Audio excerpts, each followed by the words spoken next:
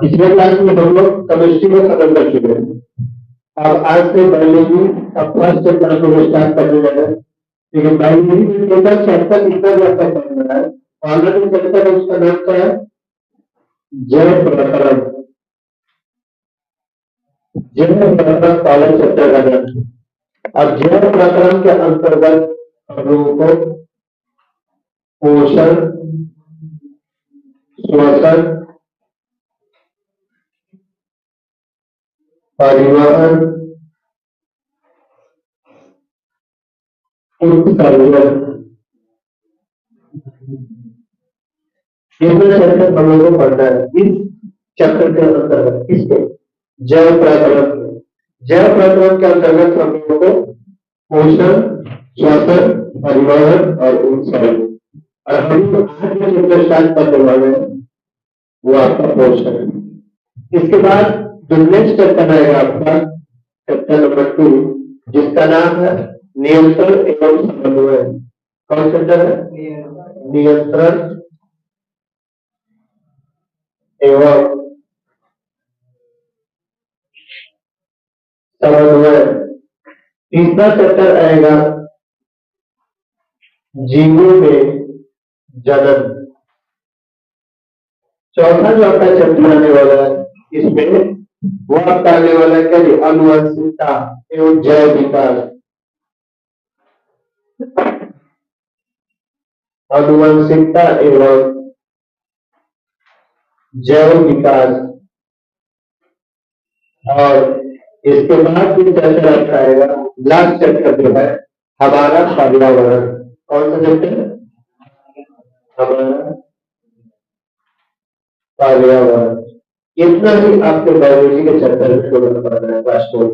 आगे आपको मान के चलिए कि नवंबर या दिसंबर लास्ट का पेपर में आपके बायो के सारे चैप्टर्स कवर करने हैं। अभी जो चैप्टर स्टार्ट करने वाले हैं वो पोषण स्टार्ट करने हैं।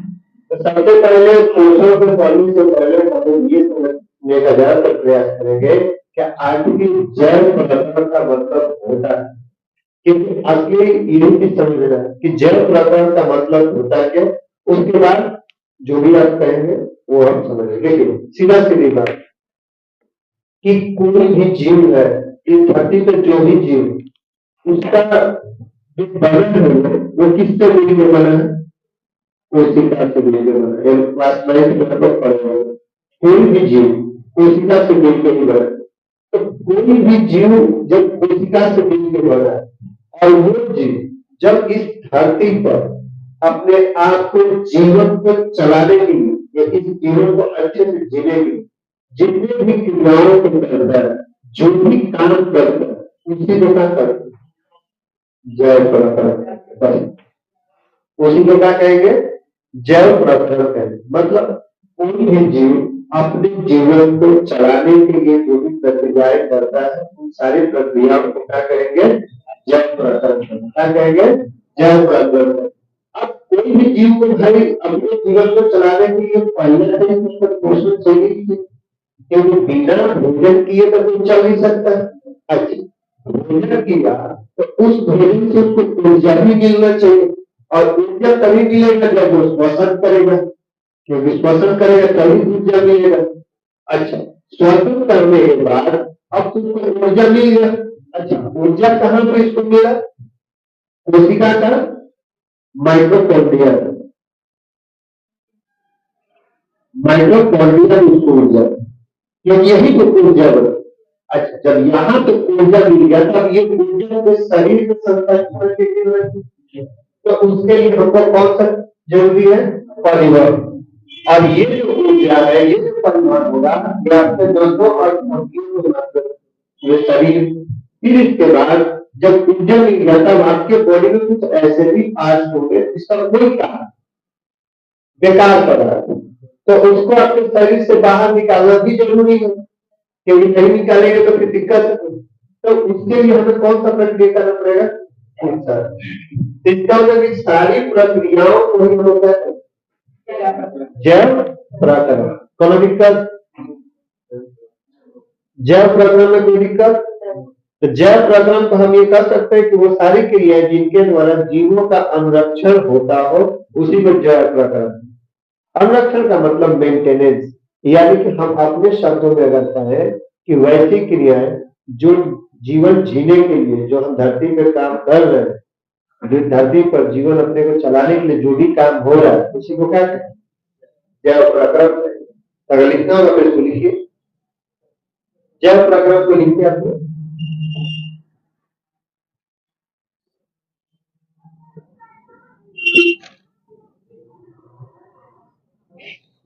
जैव प्रक्रम को लिखिएगा।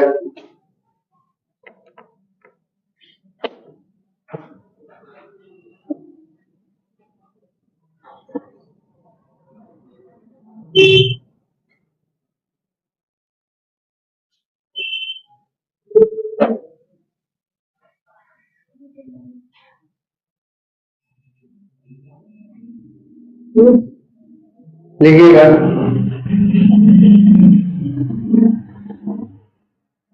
जब कोई जीव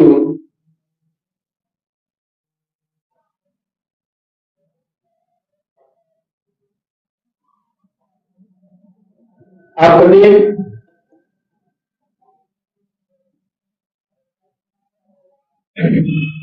जीवन को चलाने के लिए, जब कोई जीव अपने जीवन को चलाने के लिए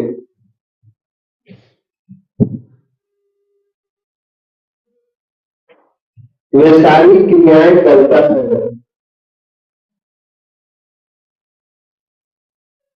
वे सारी क्रियाएं करता है जिससे जिससे जीवों का अनुरक्षण होता है, जिससे जीवों का अनुरक्षण होता है, उसे हम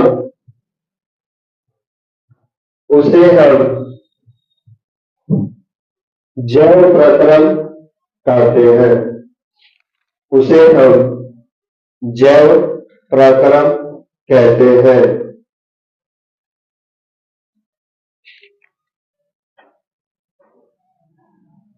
अच्छा, इतना तो कोई दिक्कत नहीं है।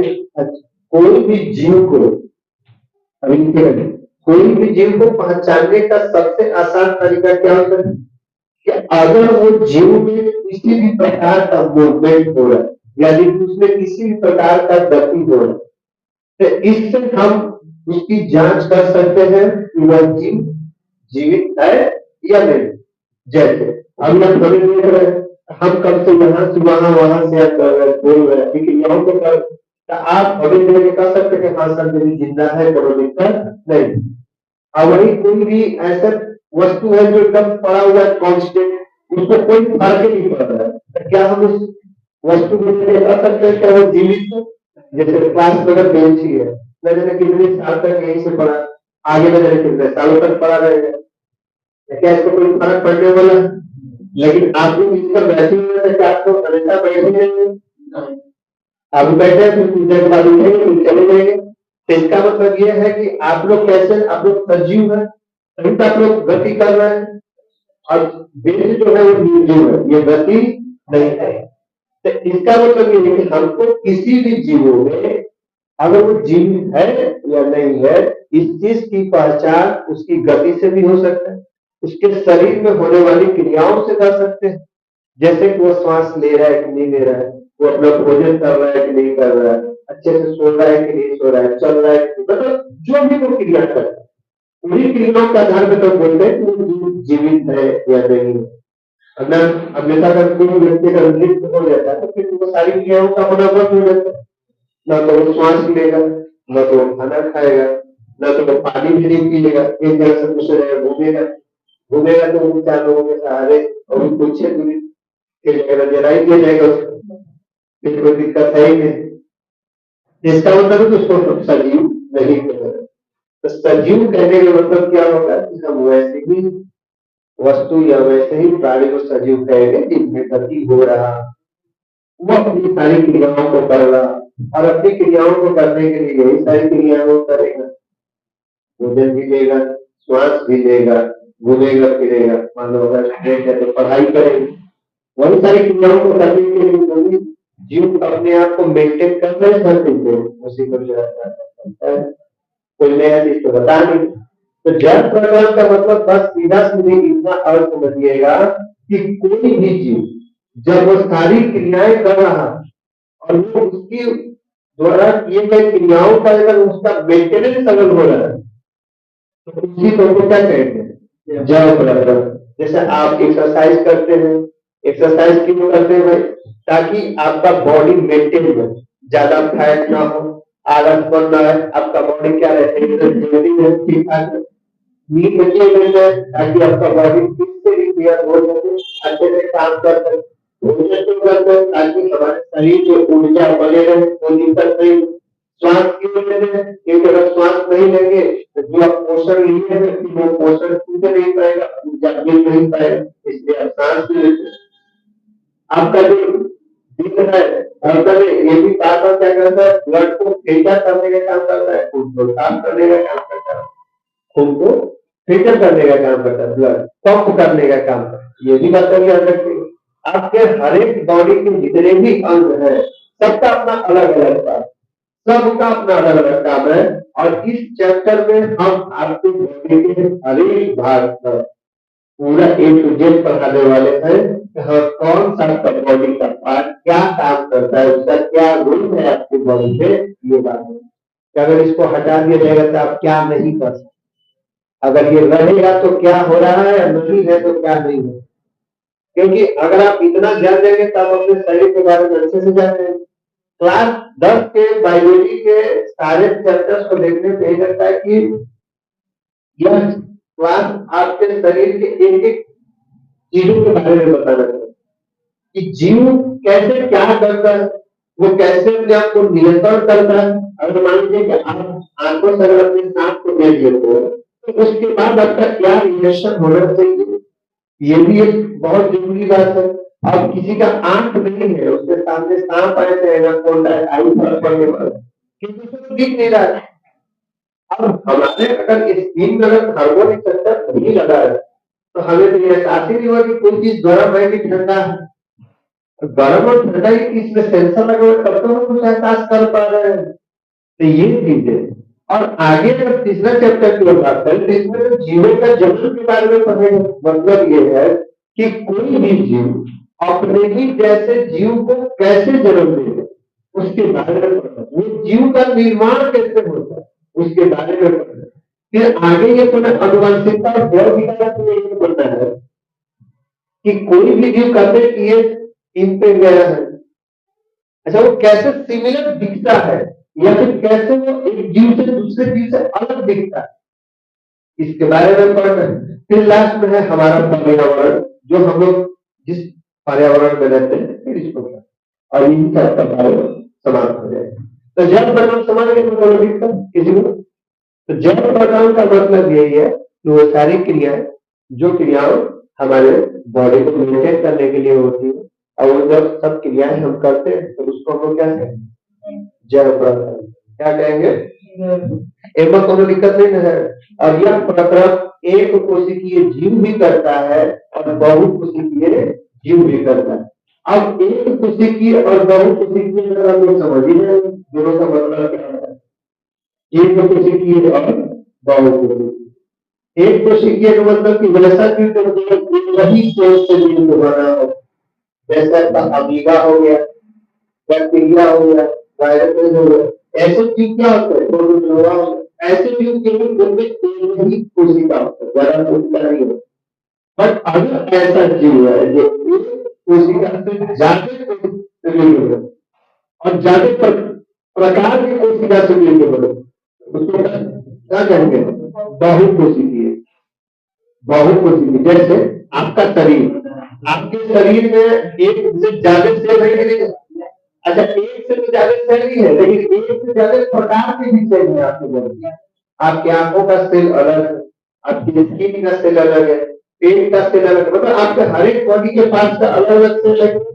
अच्छा केवल वो एक ही सेल नहीं है, मैंने उसमें कितना सेल लगा हुआ है, इसका कोई गिनती नहीं। इतने सारे सेल से मिल करके हमारा और आपका शरीर तैयार हुआ है। इसीलिए हमको कौन सा जीव कहा जाए? बहुकोशिकीय जीव। और वैसे जीव जो केवल एक ही सेल से मिल गए उसको क्या कहेंगे? एक कोशिकीय जीव। जैसे अमीबा। अमीबा क्या है कि केवल एक ही सेल है, उसमें और कोई सेल नहीं लगा, वो अपना एक ही सेल से खाएगा भी, पानी भी पिएगा, जो भी कारण जैसे हमारे लिए खाना खाने के लिए अलग से और माउथ है इसी के माध्यम से, बट उसमें ऐसा कुछ है नहीं, वो नाम कहाँ करते को आगे बढ़ाएगा और उससे फिर वो भोजन पड़ता नहीं लेगा, अभी उसे नहीं पाना, उसका कोई स्पेशल ऑर्डर नहीं है हमारी तरह, हाथ पैर नहीं है चलेगा, एक एक कोशिका सब काम एक ही चीज से करता है, कोई दिक्कत नहीं। तो एक कोशिकीय और बहुकोशिकीय समझ में आया? एक कोशिकीय का मतलब वैसा जीव जो केवल और केवल किसमें क्या हो, एक ही क्या हो, केवल कोशिका हो। और बहुकोशिकीय का मतलब ये होगा कि एक से ज्यादा कोशिका और ज्यादा प्रकार की कोशिका, जैसे जब हम लोग हो गए, जानवर हो गया, कोई भी ऑर्गेनिज्म, क्योंकि उनमें एक ही कोशिका तो लगा नहीं है। अब मैंने कितने प्रकार के कोशिकाएं लगे, अच्छा कितने प्रकार की कोशिका लगा भी हुआ है, तो उसमें भी वो बहुत सारे कोशिका लगे, क्योंकि अगर मान के चलिए हमारी तो इस अंगुली का ही कोशिका देखे, इसमें तो एक कोशिका तो है, अच्छा जो कोशिका यहाँ है वही कोशिका हमारे मस्तिष्क में तो होगा नहीं, क्योंकि हमारे मस्तिष्क का कोशिका अलग होगा और हमारे अंगुली का कोशिका बिल्कुल अलग है। तो जब दोनों का कोशिका अलग अलग है तो हम ये कैसे कर सकते हैं कि सब एक ही कोशिका से एक ही प्रकार के कोशिका नहीं कर सकते। इसका मतलब ये हुआ कि एक से ज्यादा कोशिका है ही नहीं हमारे शरीर में, बल्कि एक से ज्यादा प्रकार के भी कोशिका है हमारे शरीर, हर एक चीज का कोशिका अलग अलग। अच्छा जो बच्चा जन्म लेता है उसका भी अलग प्रकार है, वो कोशिका हर एक जीव में पाए, नर में अलग कोशिका, मादाओं में अलग कोशिका है, उसका काम क्या है? नए जीवों का उत्पन्न कराने का काम। तो हर एक चीज को हम लोग आपके इस क्लास 10 के सफर में पूरा करेंगे, एक एक चीज को कि कैसे क्या होता है नहीं होता है, बस ध्यान से पढ़ते रहिएगा और हर एक बातों को समझने, और जहां नहीं है और ये बात स्पष्ट है पूछने का प्रयास जरूर करेगा, आई नहीं कि चलो छोड़ो जाने दो, नहीं छोड़ो जाने दो तो फिर वो भी तुमसे करने लगा, ठीक है छोड़ो जाने दो, तो दोनों बातें होंगी। जैसे अभी केमिस्ट्री का एक चैप्टर खत्म हुआ है, तो केमिस्ट्री में जितना पढ़ाया गया है उसको डेली पढ़ेगी, क्योंकि टेस्ट का डेट आपका निश्चित कर दिया गया है 11 जनवरी को, और क्वेश्चन हम पहले ही बता दे रहे हैं, ऐसा बात नहीं है तो हम बता नहीं रहे, हर एक जितना टॉपिक पढ़ा है हर टॉपिक पे आधारित प्रश्न दिए हैं और अच्छा प्रश्न दिए हैं, ज्यादा हार्ड नहीं है पर दिमाग लगाइएगा तो सब बन जाएगा। 100 क्वेश्चन रहेगा, आपका ऑब्जेक्टिव रखने वाला है, ऑब्जेक्टिव शीट मिलेगा, उसको आपको टिक मार के फिर रखना है, आपको पेपर मिल जाएगा, आप उसके अकॉर्डिंग अपना काम, ठीक है। हाँ एक बात ये कि अगर यहाँ का वो पेपर आप बना लेते हैं उस चैप्टर का, तब हम ये मान लेंगे कि अब इस चैप्टर में आपको कोई दिक्कत होने वाला नहीं है, आपके लिए चाहे कोई कहीं से सवाल पूछे आप आराम से बताएं। इसके लिए आपको अच्छे से तैयारी करना पड़ेगा, इसलिए हम आपको 10 दिन का समय दे रहे हैं। आज 2 तारीख है, लगभग मान के चलिए 9-10 दिन का समय है, 9-10 दिन अच्छे से पढ़ लीजिए, जो नहीं टॉपिक समझ में आया होगा उसको आप पूछ लीजिएगा कि सर हमें यह बता दीजिए, हमें ये वाला टॉपिक बस समझ आ रहा है, नहीं तो फिर काम गड़बड़ होगा। और हाँ जब टेस्ट में मान लीजिए आपका कॉपी दी जाएगा तो क्वेश्चन नहीं है तो उसको आप बेझिझक पूछ सकते हैं, कोई दिक्कत। हाँ लेकिन अपने से पढ़ने का प्रयास जरूर करें, क्योंकि नहीं पढ़ेंगे तो फिर वही होगा, लोड अचानक से बढ़ेगा, जैसे से एग्जाम आएगा तो फिर उस समय ये भी समझ में आएगा कि हम क्या करें, कहाँ से शुरुआत करें पढ़ाई करने, नहीं समझ में, क्योंकि समय नहीं मिलता है। आप सीबीएसई में तो क्या है कि चैप्टर भी कम है, आप लोगों में क्या है कि चैप्टर एक को कम नहीं, उसमें अनुवंशिकता ही क्यों पढ़, ये जैव विकास नहीं पढ़, हमारा पर्यावरण नहीं पढ़, तो इतना सब्जेक्ट चैप्टर हटा ना, लेकिन आप लोगों ने तो ये भी जोड़ दिया और ये भी आ गया, आपको तो मेहनत डबल करना है। तो इसीलिए स्टार्टिंग से जितना पढ़ाया जा रहा है रोज का काम रोज कर दीजिए, आपको थोड़ा भी लोड नहीं पड़ेगा। आप सोचेंगे कि इकट्ठे करेंगे तो ठीक है, इकट्ठे होगा वो भी इकट्ठे करेगा। तो ये सब चीजों पे आप थोड़ा सा ध्यान रखिए। पढ़ाई को सीरियस लीजिएगा, कम से कम डेली घर पे पढ़ने का प्रयास करिए। पूरी दुनिया का मास्टर जब तक आप नहीं चाहेंगे वो नहीं कुछ भी कर सकता। कोई भी पढ़ा ही देगा वो आपको, वो आपके संदिग्ध एग्जाम दे नहीं गया, अरे आपके संदिग्ध में याद कर सकता, हाँ आपको अच्छा से अच्छा समझा सकता, जब समझ में आ जाएगा तो फिर तो कोई बात ही नहीं। तो इन सब चीजों पे थोड़ा फोकस करिएगा, हेडिंग डालीजिएगा, क्योंकि अब हम लोग अपने टॉपिक पे आ जाते हैं, ज्यादा समय ना लेते। पोषण पे, पोषण पोषण पे आ जाइए।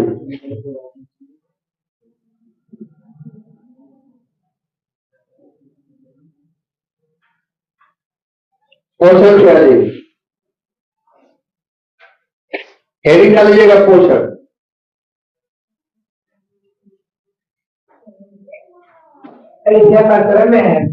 जब पोषण वाला अभी थोड़ा सा लंबा चलेगा। पोषण का पहले मतलब है न्यूट्रिशन, जो हम लोग भोजन करते हैं उसमें जो पोषण तत्व देता है उसी को क्या कहते हैं, पोषण कहते हैं। उसी को क्या कहेंगे, पोषण। मतलब एक ऐसा विधि जिसमें जीवों को पोषण तत्व ग्रहण करके उनका उपयोग करता है, उसी को पोषण कहते हैं। जैसे हम चावल खाएं, खाना खाएं, खाना में हमको क्या मिला, कार्बोहाइड्रेट मिलेगा, दाल पिए तो प्रोटीन मिल गया, ऑयली फूड है तो फैट मिल गया। ये सारे पोषण तत्वों को जब हम ग्रहण करते हैं और उनका क्या करेंगे, उपयोग करेंगे, तो इसी को क्या कहते हैं, पोषण। इसी को क्या कहेंगे, पोषण कहेंगे। लिख लीजिएगा, हेडिंग डालीजिए पोषण, हेडिंग डालीजिएगा पोषण।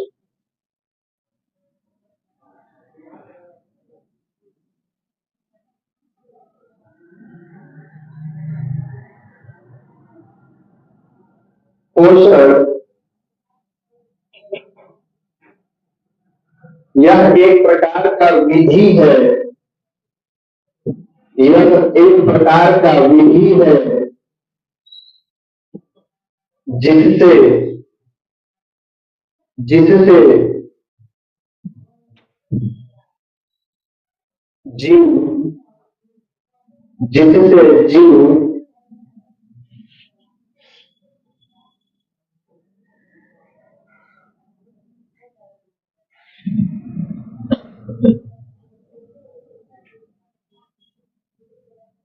पोषण तत्वों को ग्रहण करके, पोषण तत्वों को ग्रहण करके एवं उनका उपयोग करते हैं, ग्रहण करके एवं उनका उपयोग करते हैं,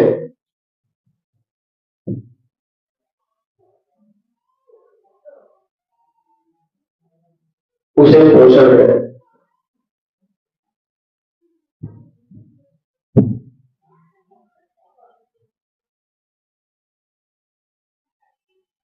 उसे क्या कहेंगे, पोषण है।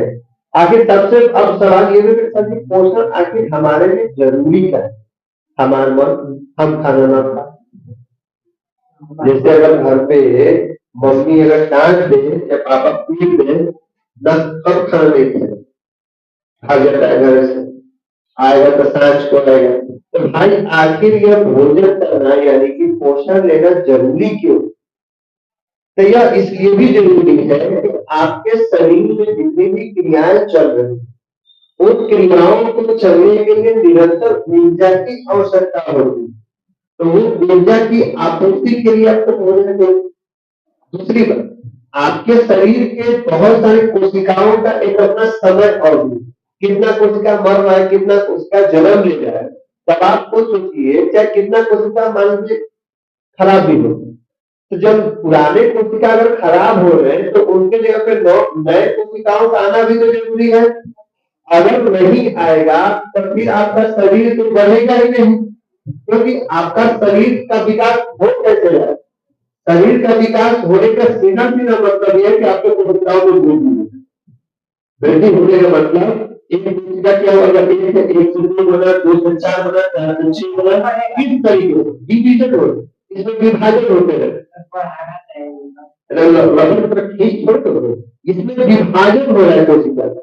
जैसे एक कोशिका, तो एक से विभाजन में कैसे कितना होगा, दो, दो में विभाजन आठ, ऐसे मल्टीपल। क्या करेंगे, हमें वही तो बता रहे हैं, पोषण लोग तब तो उसको उनका दिखा रहेगा, और उनका मिलेगा अभी मान लीजिए तुम्हारी शरीर से कहीं फट गया ऐसे कुछ भी तुम्हारे शरीर को रिपेयर करने के लिए, तो तुम्हारे शरीर की वृद्धि के लिए भी जरूरी है, और तुम्हारे शरीर के मेंटेनेंस के लिए जो तुम्हारे शरीर में बढ़ जाता है, फट जाता है, चाहे मान लीजिए भारी हो गया, कहीं कोशिका खराब होने लगा, तो उसके मेंटेनेंस के लिए भी तो ये पोषण जरूरी। अगर नहीं लोगे तो फिर यह काम होने वाला नहीं। अच्छा एक बात बताओ, किसी भी व्यक्ति का जो मृत्यु है ये कोशिकाओं के ऊपर ही डिपेंड करता है, कब होगा नहीं होगा। अब अचानक मर गए उसका बात अलग है, जैसे मान लो कहीं एक्सीडेंट हो गया तो उसका बात अलग है, हार्ट अटैक आ गया उसका, अगर सडन क्रिया नॉर्मली अगर बात की जाए, तब आप खुद सोचिए कि आपका शरीर में वृद्धि हो जाए या आपके शरीर का मेंटेनेंस जो है वो कोशिकाओं के विभाजन की वजह से है ना। मतलब कि अभी वर्तमान समय में आपके शरीर में जितनी कोशिकाओं का बढ़ रहे हो, उससे कई गुना ज्यादा आपके शरीर में नए कोशिकाओं का जन्म हो रहा है, और जन्म कैसे हो रहा है, कोशिका विभाजन के माध्यम से, जिसकी वजह से अभी आप ठीक ठाक अवस्था में है, कोई दिक्कत नहीं है, अभी यह तो दिख रहा है।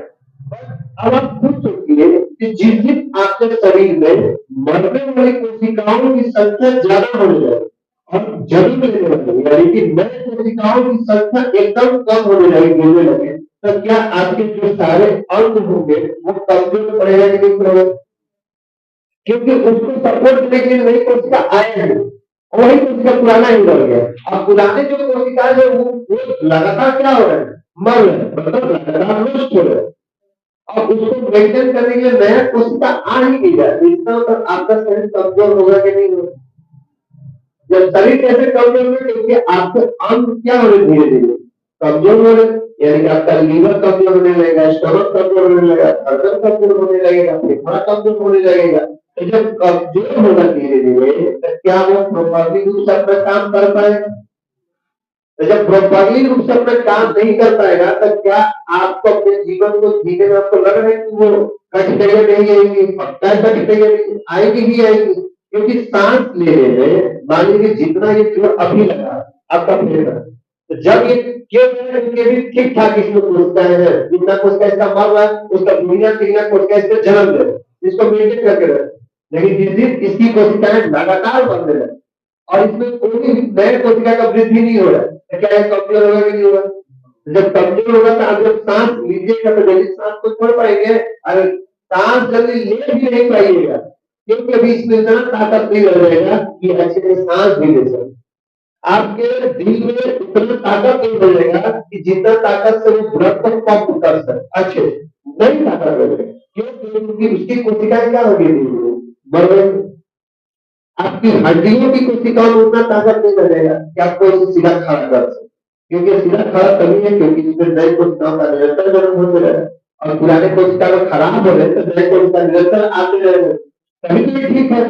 अगर ऐसा नहीं होता, सोचिए कि अगर नया कोशिका नहीं है, पुराना ही कोशिका है, तो ये हड्डी कमजोर होगा कि नहीं होगा, और जब कमजोर होगा तब खड़े रह पाएंगे। बूढ़े लोगों का देखिएगा तो अक्सर धीरे धीरे देखिएगा तो उनका हड्डियों में झुकाव आने लगता है, बूढ़े लोगों का अक्सर देखोगे तो बूढ़े लोग अक्सर क्यों झुकने लगते हैं, उनका चमड़ी क्यों सुकड़ने लगता है, रीजन क्या है कि उनकी जो कोशिकाएं है, अब नए कोशिकाओं का निर्माण होना धीरे धीरे कम बंद होने लगता है, कम होने लगता है, और एक समय ऐसा आता है कि जब काम करना बंद कर देगा, तो जब आपके शरीर का कोई काम नहीं करेगा, तो क्या आप अपने जीवन को चला पाएंगे, नहीं चला पाएंगे, तो फिर क्या होगा, धीरे से आप पूर्ण नहीं जाएंगे, अपने शरीर को त्याग कर दीजिएगा। हाँ, कहिएगा कि सब वो हमारा जीवन निरर्थक, कोई फायदा नहीं, समझ रहा है, लिख लीजिएगा नीचे पॉइंट लेकर के, पोषण पोषण जरूरी चीज है, इसको पॉइंट लेकर लिखिएगा, जीवन की उल्टा पचड़ी ऊता पचई, जीवन की ऊता पचई, जीवन की ऊता पचई क्रियाओं को, ऊता पचई क्रियाओं को इंग्लिश में लिखिएगा metabolic activity.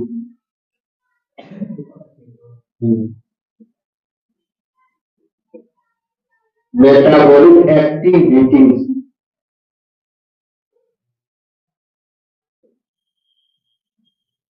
Metabolic activities bracket बंद कर दो, हो गया, के संचालन के लिए, के संचालन के लिए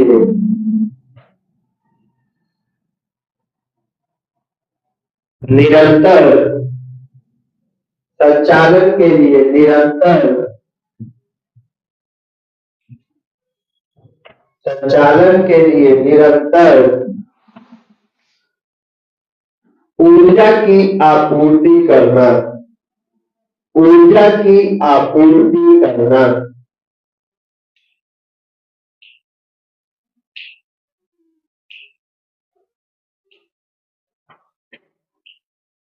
पहला हो गया, दूसरा लिख लीजिए, शरीर की वृद्धि, दूसरा लिखिए, शरीर की वृद्धि, शरीर की वृद्धि एवं, शरीर की वृद्धि एवं टूटे फूटे ऊतकों की, टूटे फूटे ऊतकों की, टूटे फूटे ऊतकों की मरम्मत के लिए, मरम्मत के लिए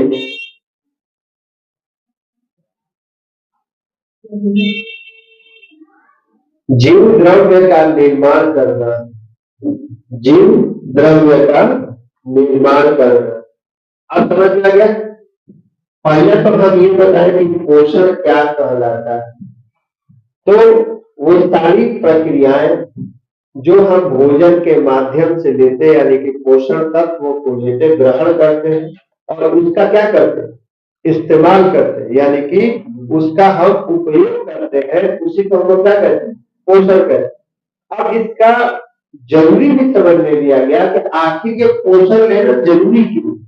तो पहला जरूरी ये है कि हमारे शरीर की जितनी भी उपापचयी क्रिया, मतलब जितना भी हम काम कर रहे हैं अपने शरीर के माध्यम से, सांस लेना, ये सब जितनी भी चीजें, तो इन सारी क्रियाओं को करने के लिए आपके शरीर में निरंतर ऊर्जा की होना अति आवश्यक। अगर आप नींद में सो भी रहे हैं तो उसके लिए भी ऊर्जा का होना जरूरी। अगर आपके पास ऊर्जा नहीं रहेगा तो आप सो भी नहीं, क्योंकि सोने के लिए भी ऊर्जा चाहिए। क्योंकि आप सो रहे हैं, आपके शरीर के जितने भी अंग है वो तो काम कर रहे हैं, तो अच्छा वो काम जब करेंगे तो इसका मतलब उनको काम करने के लिए क्या चाहिए, ऊर्जा चाहिए। अच्छा ये ऊर्जा कहाँ से आएगा, भोजन करिएगा। अब ऐसा तो है नहीं कि तुम पेट्रोल डालोगे 400 लीटर की डाल दिए चलो आराम से चलेंगे, ऐसा तो है नहीं। तुम्हारे शरीर में ऊर्जा बनाने के लिए तुमको क्या चाहिए, पहला काम क्या है, उपापचयी क्रियाओं को निरंतर करने के लिए उनको ऊर्जा की आवश्यकता होती है, इसीलिए हमें पोषण लेना जरूरी है। दूसरा काम क्या होता है कि अगर तुम्हारे शरीर के ऊतक मान के चलो क्या हो वृद्धि कर रहे होंगे, ऊतक का मतलब क्या होगा, जो बहुत सारी कोशिकाओं को मिला दीजिएगा क्या बन जाएगा, ऊतक बन जाएगा, जिसको इंग्लिश में क्या कहते हैं, टिश्यू कहते हैं, और सेल को इंग्लिश में उसका को इंग्लिश में सेल कहते हैं। तो जब बहुत सारे सेल्स मिलेंगे तो क्या बनेगा, ऊतक बनेगा, यानी कि टिश्यू बन जाएगा। तो इन टिश्यूओं को इंक्रीज करने के लिए या फिर कभी कोई टिश्यू टूट गया तो उसका डैमेज कर गया, तो उसको रिपेयर करने के लिए भी हमें क्या चाहिए, न्यूट्रिशन चाहिए। क्या चाहिए हमें, न्यूट्रिशन। न्यूट्रिशन का मतलब पोषण चाहिए। अब जरूरी हो गया। अब कल के क्लास में अब हम ये देखेंगे कि कोई भी जीव ये पोषण कितने तरीका से ले, क्योंकि सभी जीवों का पोषण लेने का अपना अलग अलग क्लास में ये नहीं है कि पोषण लेने की विधि यानी कि पोषण लेने के कितने तरीके, बस आज के लिए इतना ही रखो।